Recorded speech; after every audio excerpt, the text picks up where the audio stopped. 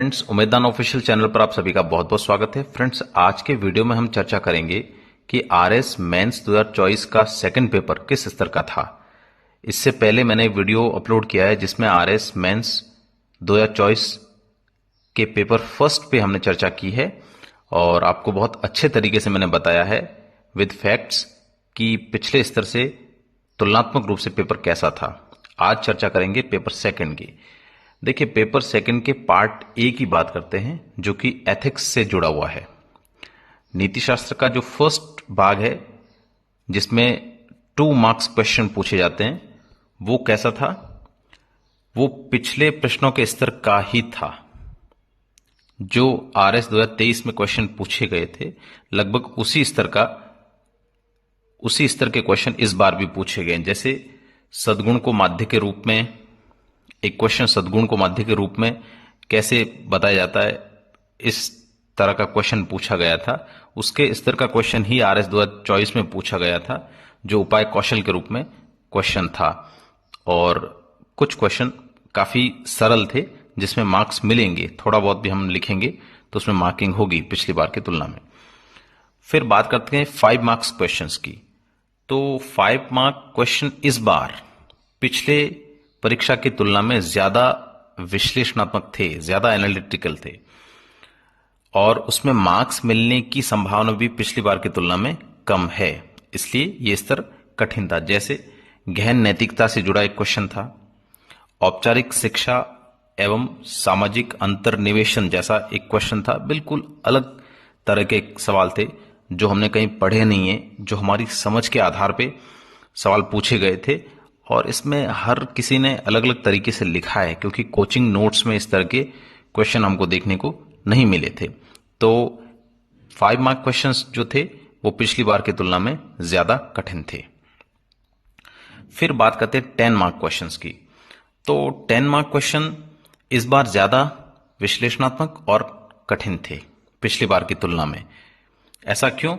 क्योंकि जो क्वेश्चन थे और जैसा हमने आंसर फ्रेम किया है तो उसमें कोई आवश्यक नहीं है कि आपको मार्क्स मिलेंगे ही मिलेंगे, इसलिए यह स्तर पिछली बार की तुलना में ज्यादा कठिन प्रतीत होता है। जैसे मानव संसाधन का विचार, इस तरह का एक क्वेश्चन था, उसे सरल नहीं कहा जा सकता। जैसे उपयोगितावाद, सर्वोदय और लोक संग्रह, इनमें तुलनात्मक रूप से प्रशासन में कैसे उपयोगी है ये, वो हमें बताना था, जो कि सरल नहीं कहा जा सकता। ये परंपरागत भी नहीं था। जो पार्ट फर्स्ट है वो तुलनात्मक रूप से पूरा एथिक्स का पिछली बार की तुलना में कठिन था। अब बात करते हैं पार्ट बी की, जो कि साइंस से रिलेटेड है। इसमें जो 2 मार्क्स क्वेश्चन थे वो पिछले पेपर की तुलना में काफी कठिन थे। जैसे अर्धचालक परिष्करण की विधियां पूछी गई थी, जैसे टोकामेक के बारे में पूछा गया था और बिग डेटा से जुड़ा हुआ एक क्वेश्चन था जो काफी कठिन थे। कोचिंग नोट्स में प्राय देखने को नहीं मिले हैं, लगभग सभी फेमस कोचिंग नोट्स में। फिर बात करते हैं 5 मार्क क्वेश्चन की। तो 5 मार्क क्वेश्चन भी इस बार पिछली बार की तुलना में काफी कठिन थे। जैसे गुरुत्व लेंसिंग से जुड़ा हुआ क्वेश्चन था, जैसे एमसीबी की कार्यप्रणाली पूछ ली गई, जैसे अम्ल क्षार से जुड़ा हुआ एक ऐसा क्वेश्चन था जिसका पार्ट बी भी काफी कठिन था। जैसे पंचानन माहेश्वरी जी और हरिदत्त, ये 2 वैज्ञानिकों के बारे में पूछा गया था, जो प्राय हमने कहीं पंचानन माहेश्वरी के बारे में तो थोड़ा बहुत कहीं पढ़ा होगा, लेकिन हरिदत्त जी के बारे में ऐसा इतना जानकारी सामान्य अभ्यर्थियों को नहीं थी। तो तुलनात्मक रूप से 5 मार्क क्वेश्चन भी इस बार काफी कठिन थे। अब बात करते हैं 10 मार्क क्वेश्चन की। तो 10 मार्क क्वेश्चन पिछले प्रश्नों से सरल थे क्योंकि इनमें मार्क्स मिलने की संभावना ज्यादा थी। वो आपकी सामान्य समझ के आधार पर क्वेश्चन थे। जो मिसाइल और स्पेस टेक्नोलॉजी से जुड़ा हुआ क्वेश्चन था, उसमें सामान्य रूप से जिस किसी ने भी थोड़ा बहुत लिखा है मार्क्स मिलेंगे। एआई और एलएलएम, आर्टिफिशियल इंटेलिजेंस और लार्ज लैंग्वेज मॉडल से जुड़ा हुआ एक सवाल था। इसमें हम सामान्य समझ के आधार पर थोड़ा बहुत लिखते हैं तो मार्क्स मिलने की संभावना ज्यादा है। पिछली बार थोड़े कठिन क्वेश्चन थे।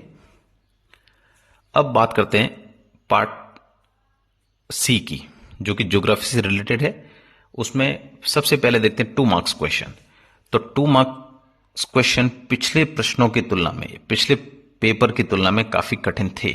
जैसे जलप्रपात से जुड़ा हुआ क्वेश्चन था, वो बिल्कुल स्पेसिफिक पूछा गया था। चित्तौड़ से कोटा के बीच के जलप्रपात पूछे गए थे, लोगों को 1 या 2 जलप्रपात ही याद आए। फिर दक्कन लावा पठार से जुड़ा हुआ एक, मालनाड और मैदान से जुड़ा हुआ एक क्वेश्चन था, वो भी कई सामान्य अभ्यर्थियों ने कहीं पढ़ा नहीं था। और फिर सर्वोच्च पर्वत शिखर पूछ लिए गए थे, उत्तरी अमेरिका, दक्षिणी अमेरिका, अफ्रीका, ऑस्ट्रेलिया। ये ऐसे क्वेश्चन थे जो हम पढ़ के जाते नहीं थे, बहुत पहले पढ़े हुए थे कहीं। तो तुलनात्मक रूप से 2 मार्क्स क्वेश्चन वाला पार्ट वो कठिन था। फिर बात करते हैं 5 मार्क क्वेश्चंस। तो हॉट स्पॉट से जुड़ा हुआ सवाल, 10 हॉट स्पॉट पूछे गए थे, पवित्र उपवन आदि। तो ये पिछले स्तर की तुलना में थोड़ा सा कठिन था, ज्यादा कठिन तो नहीं कहा जा सकता, क्योंकि इस तरह के क्वेश्चन पिछली बार भी पूछे गए। जो दक्षिण अरावली से जुड़ा हुआ सवाल था, लेकिन उसमें पार्ट बी सरल था, तो कहा जा सकता है कि 5 मार्क्स क्वेश्चन इस बार थोड़े कठिन थे पिछली बार की तुलना में। फिर बात करते हैं 10 मार्क क्वेश्चन। तो 10 मार्क क्वेश्चन भी पिछले स्तर से थोड़े कठिन थे। जैसे नदियों वाला सवाल पूछा गया था, वो विशेष संदर्भ में पूछा गया था, केवल तुलना नहीं पूछी, केवल अंतर नहीं पूछे गए थे, वो अंतर भी एक विशेष संदर्भ में पूछे गए थे। तो उन विशेष संदर्भ में हमको आंसर करना था, तब जाके कहीं मार्क्स मिलेंगे, बाकी तो अंतर सभी लिख के आए हैं। अब बात करते हैं पेपर सेकंड ओवरऑल रिव्यू क्या है। पार्ट ए तुलनात्मक रूप से कठिन था, पार्ट बी तुलनात्मक रूप से थोड़ा कठिन था, और पार्ट सी तुलनात्मक रूप से थोड़ा कठिन था। तो ओवरऑल पेपर सेकंड पिछली बार के पेपर सेकंड की तुलना में कठिन था। वीडियो आपको कैसा लगा जरूर बताइएगा। Thank you very much. जल्द ही पेपर थर्ड और पेपर फोर्थ के बारे में भी वीडियो आएगा, और इस बार कट ऑफ क्या रह सकती है, इससे जुड़ा हुआ भी विश्लेषण एक जल्द ही आने वाला। Thank you very much.